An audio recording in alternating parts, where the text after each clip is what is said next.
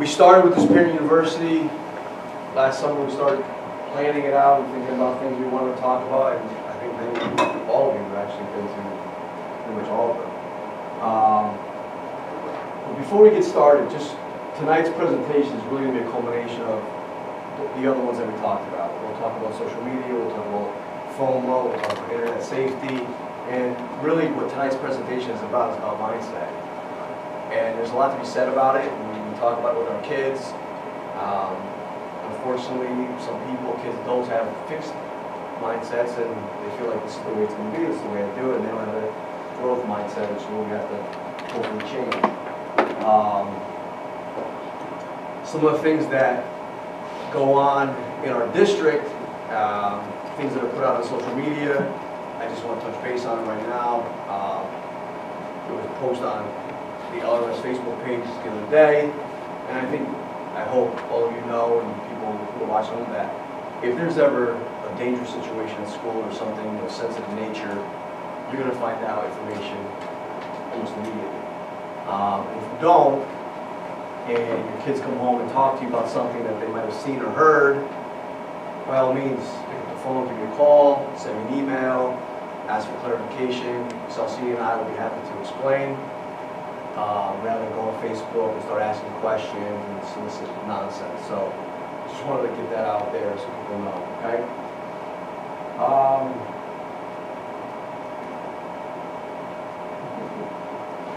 It's okay.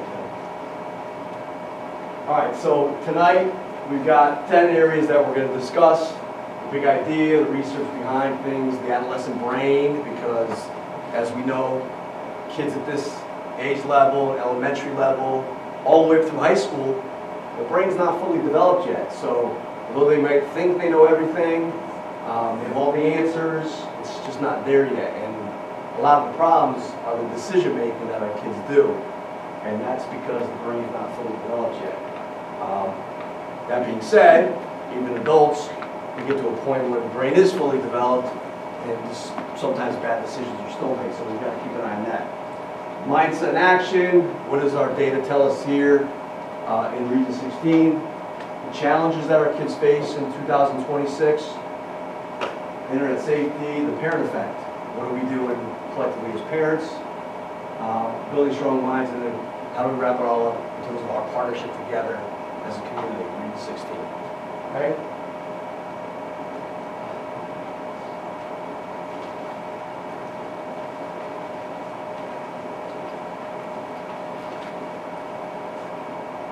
There we go. Okay, so the big idea. Our kids today in 2026, and I was thinking about this before I came into the media center tonight. I'm fully confident that the things that our kids go through at the elementary level, middle school level, high school level, they're going through some of the same things that we went through when we were kids. But they've got more things to worry about. There's a lot more at their level, and the internet's the big problem with it. We've talked about how important the internet is and how good the internet can be, but there's a lot of negativity to it. So the theme and the ask, if you will, that we as educators in Region 16, keep an eye on your kids, keep an eye on the social media, keep an eye on the internet, keep an eye on what they're doing, who they're talking to, make sure that there are limits to things that they're on, keep an eye out for the apps that they're using, ask questions. Sometimes I've had conversations with parents where they're not sure how to talk to their child about it, which sounds kind of funny, but you know, I think sometimes parents, and Karen will get into this a little bit more about the relationship that we have with our kids. It's not about us being friends with them, it's about we're the parent, we're the adult, you know, and maybe we don't have all the right answers, but this is where the forum helps us out to ask questions so that we can work together to come back and help our kids with how they're doing things. The apps are out there. There's a lot of stuff on the news about trying to put restrictions on them, age requirements. Kids, adults, there's always a loophole. They find ways around it. So there's not going to be a perfect system of how to keep an eye on those things. The modeling piece of how we influence that, and I think we talked about that at the session when we did FOMO, you know, because parents in general, me included, I use my phone, I use my devices, But we have to know how to balance that stuff with our kids and with our families. And if we're doing that at the dinner table, if we're doing that out in the restaurant, if we're doing that when they're trying to talk to us, we're sending a very bad message to them.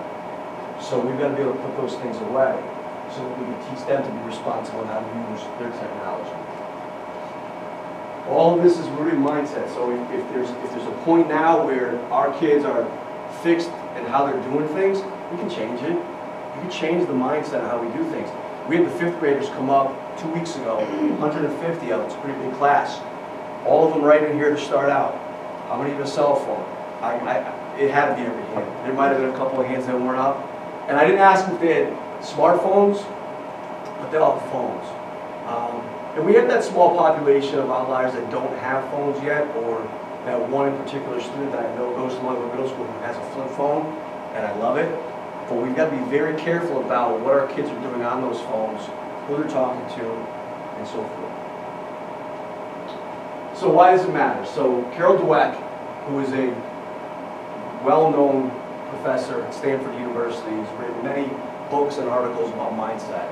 If you're not familiar with Carol Dweck, I would encourage you to look her up, read some of the literature about who she is and how mindset increases persistence and academic resilience. We talk to our kids here about that daily, showing the grit. And sometimes kids get very comfortable in that if it didn't work out, that's just the way it's going to be. And the point of being resilient and overcoming obstacles says a lot about who that young person is and the person that can become as an adult. But we have to do our job modeling it. She says grit predicts long-term success more than IQ. We've got a lot of brilliant kids in our district. Elementary, up middle school, high school. A lot of really smart kids. But being smart doesn't correlate necessarily to how that person's going to perform in life. Maybe they're going to do great on a standardized test, or they're going to be able to figure out a problem or a puzzle. But when obstacles arise, how will that individual get through it if they can't figure it out at that moment in time? So the grit's got to be there. All right, a couple of years ago, we used grit as one of our talking points to our students about what does it mean to be gritty, to be persistent, and so forth.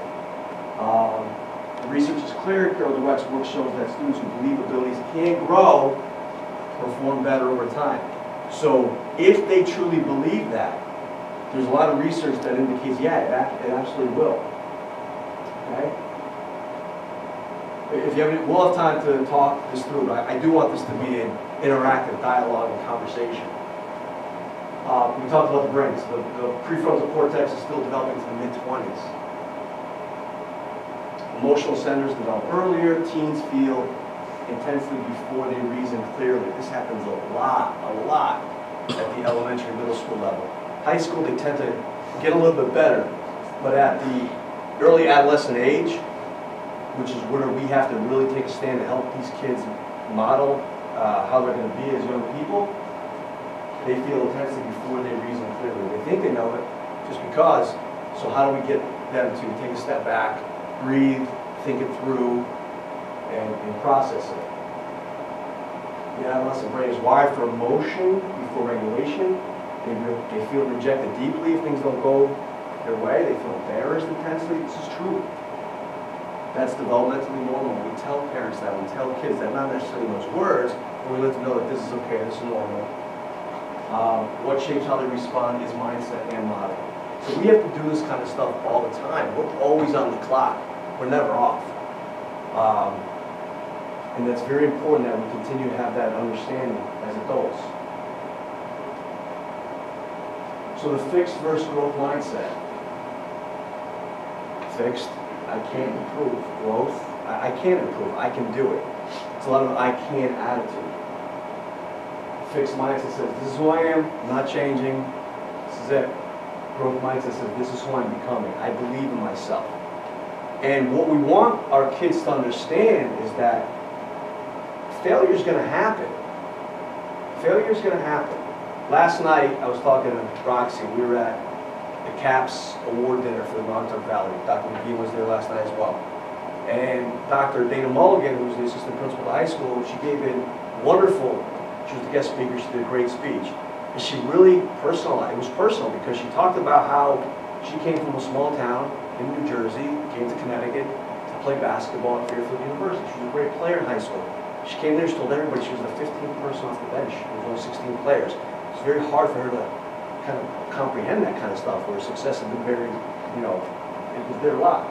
She didn't give up. She continued to try. She worked towards it, to her senior year, captain, etc. So she could have just, said, forget it, I'm not as good as these other players, and didn't know it. But I thought that was a nice message to that crowd that was there last night. And that's the kind of message that we have to send to our kids, that failure is going to happen. Little kids, adolescents, teenagers, high school, adults, we fail. I can't tell you how many mistakes I probably made tonight. There's definitely ones. Can't tell me all the time. There's a mistake. But it's okay. I say, yep, let's figure it out, and we're going to get through this, and we're going to get better for it, okay? That shit changes how a child handles failure, friendship, drama, and the academic struggles.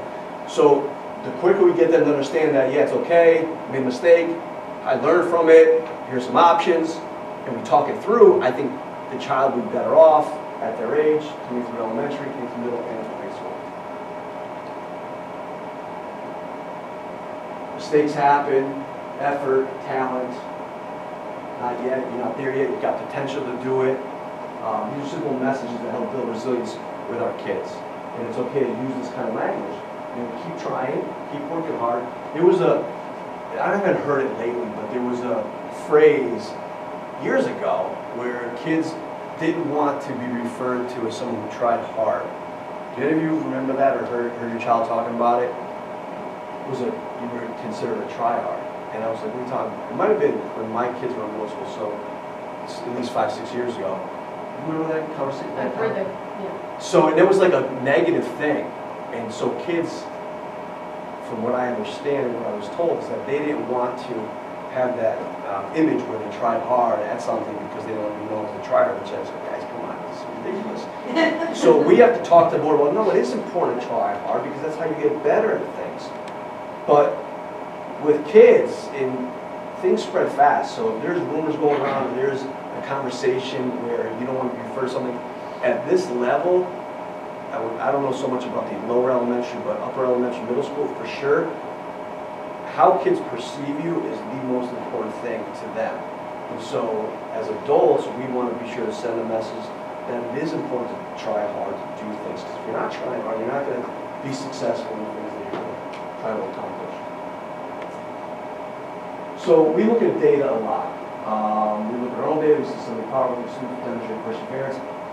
I'm not going to get into the specifics of our individual kids here, but at the elementary school, middle, and high school, we have meetings where we talk about behavior and academics, and we look at certain kids and we analyze it, and we try to reach out to support staff and our school counselors so that we're able to support those kids. So, data is very important in anything that we do. I believe it is. It tells us a lot, and we get the right people to look at it to support. So we have a particular student who was struggling in September, and they're still struggling in almost May. That's a real problem. So we meet weekly with our support staff, school counselors, social worker, school psychologist, high school does it, elementary school does it too. We try to keep an eye on all of our kids. As parents here, and anyone watching online, if you feel as though your child has sort of slipped through the cracks or there hasn't been a lot of support and they're struggling in school, we need to hear about it so that we can work together in partnership to help them out. What data are you using as a proxy for measuring perseverance? In terms of how we're going to try and pursue things. So we look at our kids in the classroom. So teachers, let's say you're a student line in the classroom.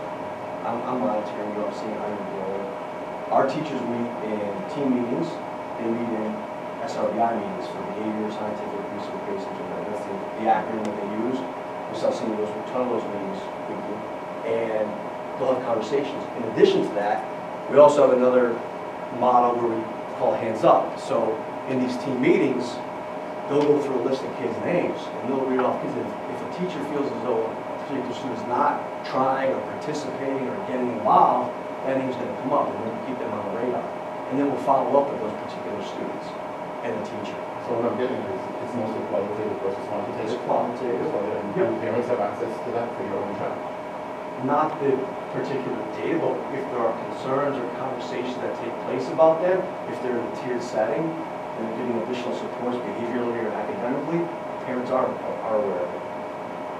And I would say if a student's struggling and they're not taking advantage of maybe retakes and coming in and asking questions, then flags are going to go up and emails might go home and just trying to make it so that parents are aware of all the opportunities that are out there that sometimes kids need to have a push to take. We hear from teachers, so we're very pleased that the teachers are correct. I was going to say, I have never not heard even like when a little bug crawls across the floor from Woodland or from LRMS. You guys are really on the ball. The Appreciate teachers are that. really on the ball with communicating. Thank you, thank you.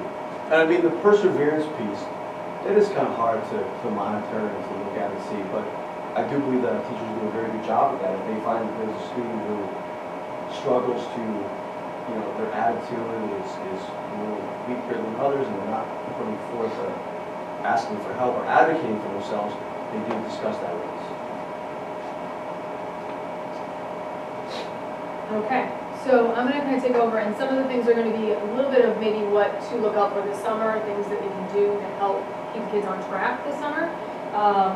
So for screens, we mentioned at one of the earlier sessions that kids are on screens about 8 to 10 hours a day, which is mind-boggling, but it is the reality. And when I say screens, it's whether it's a Chromebook that we provide them, the smartphone that they have at home, iPads, all those different ways that they could be accessing information in really quick little hits.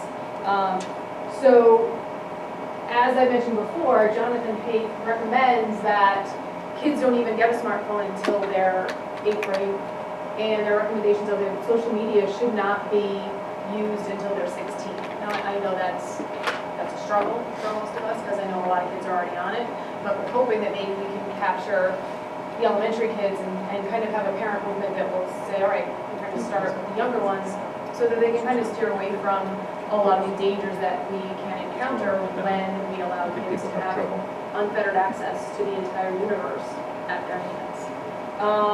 And an interesting thing that after John Haight's Anxious Generation book came out, he's obviously continued to do research, and he said not only is the increase in screens causing anxiety, but it's also severely impacting their ability to focus and have attention. So their attention is directly, the lack of attention, or ability to pay attention, is directly correlated to the increased use of screens. And it kind of makes sense. When we're speaking of a book and like laboring through a long book, they're reading short snips, they're scrolling quickly, they're getting really quick hits of dopamine, which makes their brain want to keep it going instead of persevering and going through a book or really sitting down and focusing on something for an extended period of time. So we need to really talk about or make sure that we let kids, get outside. We have a couple of kids in our advisory, and they're always talking about going and riding their bikes and fishing and all these great things that we love to hear because they're most likely not on their device if they're out fishing. But we need kids to be doing more of that, just being out, letting them go. There's actually probably more danger in them sitting at home on their iPad than there is them running out, going to the park with their friends, walking up to Duncan and chit-chatting with each other. Those are all really healthy outlets that we need to encourage. And again, as Mr. O'Hara mentioned, modeling matters. They're always watching us.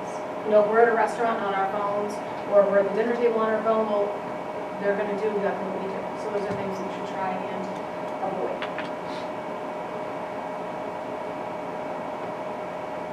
And then this, I read a whole article about boredom, and that's essential.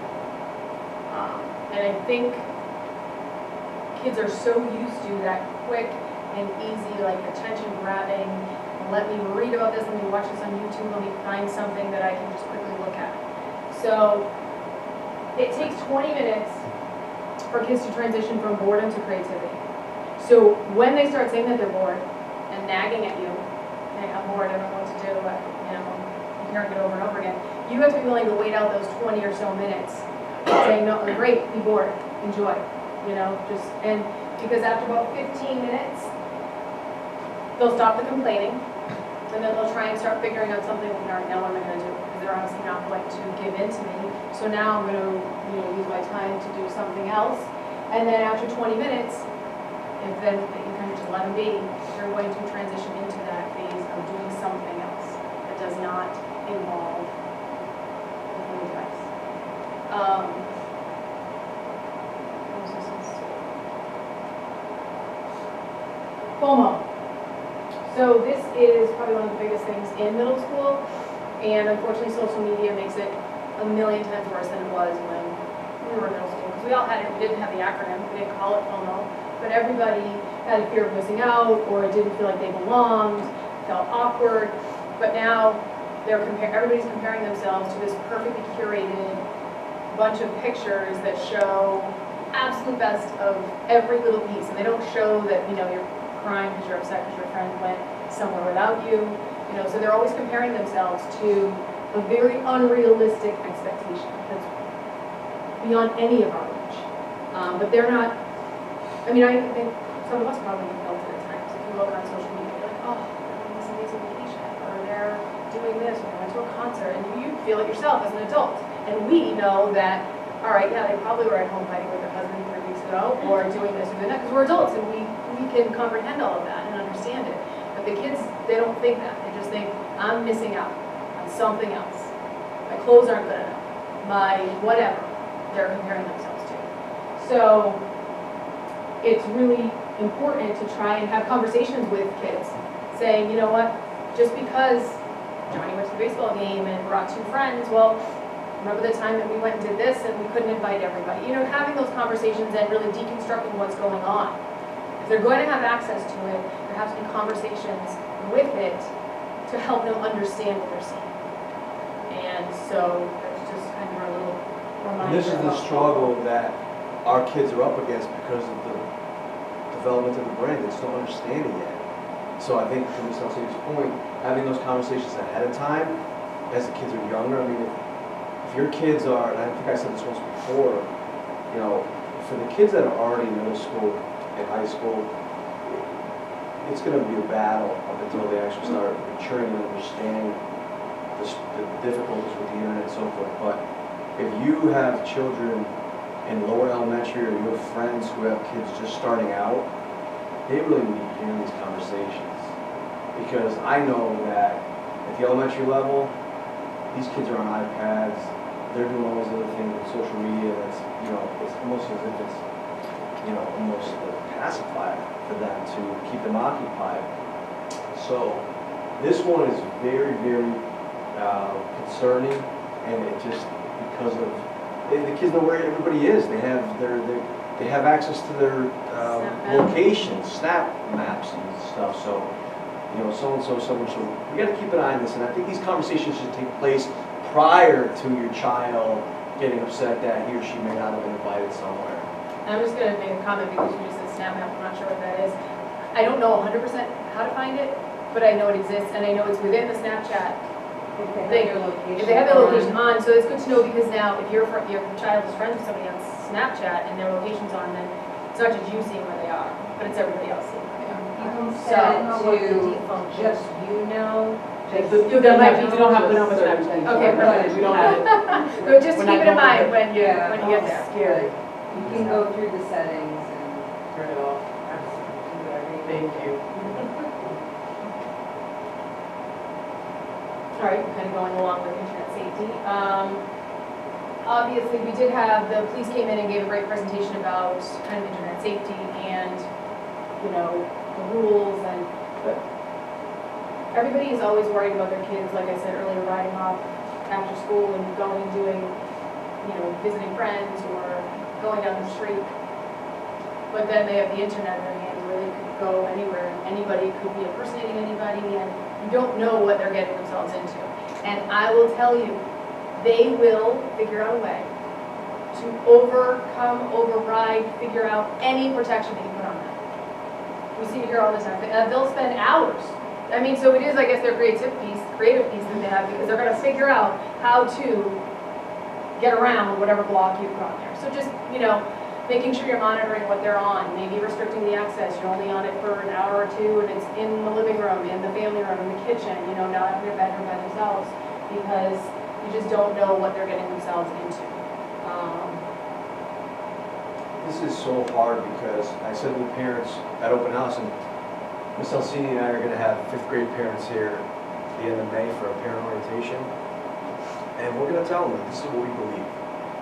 You got a child in 5th grade, 10-year-old, who has a cell phone, you've already given it to them. I don't understand what the purpose of them having the phone in their possession on the weekend would be. You're with family, why do you need the phone with you? After school hours, you're at home, why do you need the phone in your possession? Other than to be on it and for a reason. There's other creative things that we need our kids to be able to do. Read a book, watch a television show, color, just do something So they don't else. take parents' phone. Or, yeah, or the parents will give it because, I'm gonna be frank, like, they don't want to interact with their kids. And that's very sad to me, that happens. So sometimes I see that it's easier for a kid to be with a phone because the family doesn't have to interact. It's very scary, and I think we need to have that conversation. It's real stuff, all right? My wife and I went through a lot of soul searching as to how this happened. I'm not trying to make excuses, but the pandemic did something where connection for the kids happened digitally. 1,000%. And we're still living out that situation because I can't imagine why the kids would prefer to be connected digitally than physically in person. When they come over to our house, they still want to connect digitally. Right. And it's a very difficult thing to unhook. I understand you, and I agree with you 100%, but why does it continue with kids who are 2, 3, 4 years old, where they weren't even born? There's 6 so many years ago. small back. So, that's why where we are now with our kids, middle to high school, we gotta get through that with them, but we have to stop at the elementary level with the technology. We gotta go back. There's so much research that talks about going back to pencil and paper with kids. Like, I understand the use of the Chromebooks is important, it's really easy access. The districts are saving, I remember before Chromebooks became one-to-one, when it became budget time, you had to buy books. There's so much money for the books. And the books are from page 1 to page whatever, and it's done. The internet obviously provides us with a ton more information out there, and that's important too. But at the elementary level, somehow, some way, we have to get back to face-to-face conversations and doing things that way. Okay, so the final slide that I'm really gonna hone in on is the parental effect. So I have 2 children, 22 and 20, so I've gone through all of this and survived. My kids like me again. But there was a long time at about this age where they didn't like me, and that's okay. Because I had my expectations, and yes, I gave them, love and everything, but I wasn't going to fix anything for them. In 4th grade, my daughter didn't make the dance team that she wanted to make when she came home. Can you help? What can you? Okay, you can email your teacher, and I sat with her. You can take the steps that you need. What are you going to do next time to get better so that you can make the dance team that you want to make? She didn't get into, I don't know, I think it was like the honor society in high school. Okay. She's still very successful. She graduated college next week. She's totally fine. She failed, and it made her stronger. And the younger that they can fail and figure out how to work through it on their own with your guidance. You can't rescue them and do it for them, but guide them through. Okay, these are the things I would do. If this is really something that mattered to you, these are the things you need to do. And my son got cut from a high school hockey team. He wanted me to call the coach. Oh, coach, I don't play hockey. You can reach out to the coach. I'll help you figure out what to say and what to do. He did. Still didn't make the team, but he learned from it. So I guess my message is that you're doing a good job if your kids don't really like you sometimes, because that means you're holding them to a high standard. You have high expectations, and It's so you're not their friend. normal. It's You're normal. You're not their friend. You can be their friend when they're adults. Charlie emailed Mr. O'Hara last summer. I think she wanted to do it the last day of school, but I told her to do it right. She wanted to be out of tutoring or girls in back into Spanish. And she's doing great. She was studying Spanish last year. I was very proud of photographer for. Advocating for herself Yeah, and taking care of exactly. herself, yeah. This is so hard because they're our kids. And there's so much in us that we don't want them to feel any pain. We want them to be just everything nice, but that's not. You could do that, but you set your kids up for failure down the road because life's gonna hit hard. I mean, there's that whole phrase Rocky did. I remember that quote. I mean, whoever wrote that script was outstanding when he told us. You guys remember that scene where he's talking to his kid and he tells him how life's gonna hit. Nothing hits harder than life. It was really good anyway. But the point is, yeah, let them be upset and mad. I mean, I go through it too with my kids. They'd be mad. It happens a lot. But they know I love them and they're going to get through it. They'll be better off for it. Okay? I mean, Harvard did a huge study on this. You know, Harvard's a pretty reputable university. We know that. You know, so the warmth, high expectations, strongest predictor of well-being. So this is something that I've heard for a long time. There's research that says we shouldn't be telling kids, you're so smart, you're so smart. It should be more about how hard you work. You're here because you did this. Yes, you achieved great success because of the steps that you went through to get there. You worked hard at it, you persevered. You took responsibility and ownership to do it yourself. When we praise effort over talent, we teach resilience. When we focus only on the outcome, we increase fear of failure. And I personally, I want kids to know there is going to be failure in life. I mean, there's a ton of very successful people in the world, actors, athletes, musicians, well-known people, not just the regular, people, and I don't know a lot of people know who we are outside of Region 16, but in the world, there's a lot of people who failed at things. And I want our kids to know that, and it's okay to keep working hard and keep persevering. So productive struggle is a word that we use quite a bit in our classrooms, where if Miss Alcini and I were to walk into a classroom, or any teacher were to walk into a class, or any adult were to walk into a classroom, and you stayed there, let's say we have a 47-minute class, and you went into a classroom and you saw the teacher doing all the work, talking to the students, modeling for them, doing all the work, that's not a good thing. We, at Long River, our focus is 10 to 12 minutes of that focused instruction. Here's what I want to see happen, here are my expectations, this is the activity we're going to do, and now I want you to go do it. And then you, as the adult, you observe it, you guide them a bit, but you let the kids do the work. That's productive struggle. We have a lot of kids who give up right away because they didn't get the right answer, or they can't figure it out. And going back to Ms. Alcini's point about the boredom piece, there's got to be a period of time where you've got to just let them go and not rescue them right away. Because if we continue to do that, they're going to feel like there's always going to be somebody there to answer the question. And then at one point, they're going to graduate from high school, they're going to be an adult, they're going to go to college or military, go into a position, and they're going to get hit with something that they've got to overcome and they've got to be able to work through it. So productive struggling is letting the kids do the work.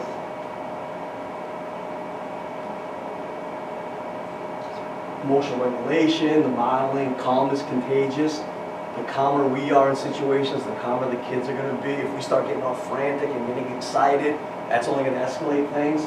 So we want to, and we have a lot of, I was going to say kids, but a lot of adults too are a little bit dysregulated sometimes, where this is the nature of the beast, and we have to collectively come together and try to calm people down and talk through it. When we escalate, they escalate. When we stay calm, let's just say learn calm. Regulation is taught, it's taught, not inherited. So I think the modeling piece, we continue to talk about that. If we do it, we stay calm in situations. I mean, it's pretty easy where, not easy, it's definitely not easy, but if you're in a battle with your child because he or she is not doing the things you want them to do and they're screaming at you, which is not okay, but if you start screaming back, it's just to be a battle not worth winning. And I think there's a way to do it in a very calm, composed way, so that your child tends to come down. One of the things that I learned early on when I became an administrator was, we do interact with kids who are loud and they get a little nutty from time to time. what do we scream back at them? What is that going to teach them? If we stay calm and we bring it, those kids immediately come back down to another level. We're able to have a conversation and work through it. So the schools, what school can do? Well, we teach the skills, we provide a structure for them. Certainly, we're with your children 6.5 hours a day. It's a lot, but for a period of 5 days a week, 181 days of school, it's a long time with them. We can enforce the expectations and we can support them emotionally. We can do all that, and we do all these things. What we cannot do is monitor them 24/7. We can't set their bedtimes. We can't model the values. The values really should be coming from home. The long-term habits. So it's important. I say this to parents at open house. You know, these events are great, but there's only a small population of people here. Open house, it's packed. Meet the teacher. Now you guys know you come in there. It's a lot of people. Really, it's our only time to really get off what we want to say. So the bedtime thing is so important when you think about at the age your child is. Elementary, middle, even high school kids, and they should be getting 7, 8, 9 hours sleep minimum, I think. And I just want to add to that, I'm sorry to interrupt. Yeah. At that time. And I think I must say it earlier. I know up into high school, I always have my kids put their phones in our room at night. You are not allowed to have them in your bedroom. And I didn't keep them downstairs. Some people say, oh, keep them in the kitchen, which is fine too. Keep it anywhere but their bedroom. But I kept it in our bedroom because then I would hear them thinking, because I could sneak again in the middle of the night, most likely. But just so that they're not keeping themselves up until all hours of the night, scrolling and doing all sorts of stuff. And there's a lot, that happens a lot. I don't know where your children are with that, but I'll tell you right now, the majority of the kids that we talk to here at Long Middle School, they have their phones in their rooms at night. And I don't think they're lying, there's no reason to lie. A couple of weeks ago, when I was fed up with getting her up in the morning, this was the most difficult. And the night before, I think I was up at 3 in the morning, so was she on her phone. So now, from now on, she puts her phone in my room, and I have a password, screen time set. So from 9 p.m. to 6 a.m., she's not watching her phone, and it shows me if her password is unlocked. That's beautiful. That's beautiful. And because you know what, even if they're not on their phone, if they're not searching anything or they're doing anything, our kids are getting hit with notifications left and right. So if they're not doing something, their peers are, and they're doing something, so it's immediately, they gotta go back to their phone to look and see what just happened. You know, I love our policy that we have here. I can't speak to the elementary or high school, not familiar with it, but here, phones are off 8 a.m. to 2:35. They carry them with them, but they're off. They're in pouches in the classrooms. Do we have some kids who violate that? Absolutely. But we have 440 kids here, and I want to say that on that list right now, I think there's only probably about 35 that have violated it. A few of them have violated it more than one time. But there are consequences for that. We've had parents come in. But it's not a huge population of kids. But my point is, the majority that do it the right way, when that bell rings, they are so quick to grab that phone to see what's going on. Who's doing what, checking things out. That's okay. Like, it's the end of the day, you did it, you're checking things, you're getting caught up, it's fine. So, but the balance, where's the balance with it? No, you're not going to have your phone after school or having dinner. You're not going to have your phone after 8 o'clock when, we're doing family time. On the weekend, when you're with the family, no. One of my biggest struggles with my kids was I had road trips, driving. Because I used to love a road trip when I was a kid. I used to try to look to see how many license plates I could find from different states. You did that too, I know you did. So, but, or just look outside, just look at things. And sometimes when we drive and I look back and say, that's enough, we can't have it. Why? Why at the school? Look outside, look up. Not to mention, and we're not even going to get into this, but the research about the eyes and the screens, and there's some negative effects that they're seeing with that long term. So we got to keep an eye out for that. So that's it for us tonight. What questions do you have? Feedback, concerns that you want to see? Yeah. For emotional support in the school, like not a regular therapy session, but if they're going through something, they have access to guidance counselors that they can meet with. Guidance counselors have, all kids are aware there's a sign-up form that is electronic. So right on their Chromebook, they can find the Google form, they put their name in, like to be seen. I think maybe they have to put, just a little blurb about why, so that they can decide how emergent it is. And then they will call them down. Yeah. Thank you. We have 2.5 school counselors here, social workers, school psychologists. So I feel like we're in good hands with the people that we have, very good hands. But if there's ever a concern where a child wants to talk to somebody, maybe they feel comfortable, again, encourage them to advocate, because at this level they should be doing elementary school, probably not, they're probably need some more help with that. And then if, you're still not getting anywhere, you gotta let us know. Any other questions, comments, suggestions of topics that we should kind of think about moving forward? Because this stuff's not gonna go anywhere, and we have to kind of get better at this. But if there's something that you can think of that you want to see, we'll do it.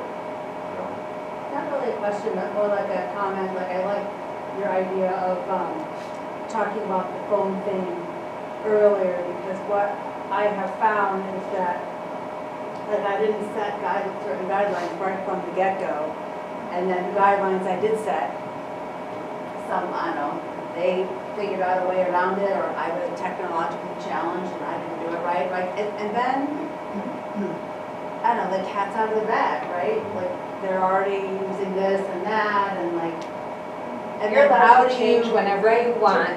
You're the mom, you make Well, rules. but in my life experience, like, it just, it got much bigger than I could monitor. And my kids are okay, they're doing well in school, but like, that was just a challenge I found, that once it's out there, then how to like dial back and monitor things that you didn't before. So like the conversations about like before they get to the phones, Right. about how you want to handle it, like I think that's really smart to have parents think about. And I think we're in the same place too, a lot of us are, where our kids are older.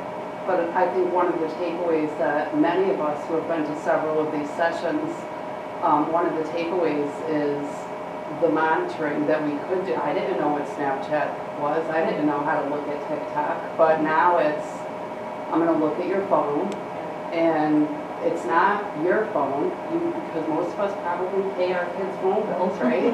So you hold it and you use it, but I own it, and I'm checking I it. invested in an National Park, and Yes, I've heard of that. Yes. I stopped doing it because it was literally recording every song that had a curse word. I'm okay with that, but I don't know if you can set it different ways or whatever, but if it's just a lot, it's a full-time job to monitor Schoology and work and this and that, and then to monitor your kids also. I mean, it's very important, but that'll do it for you. So if it's worth it to you, invest in Bark app. I think that's good. Thank you. Well, thank you for being here tonight. I really appreciate your partnership. Thank you. Really good. Thank you. Thank you.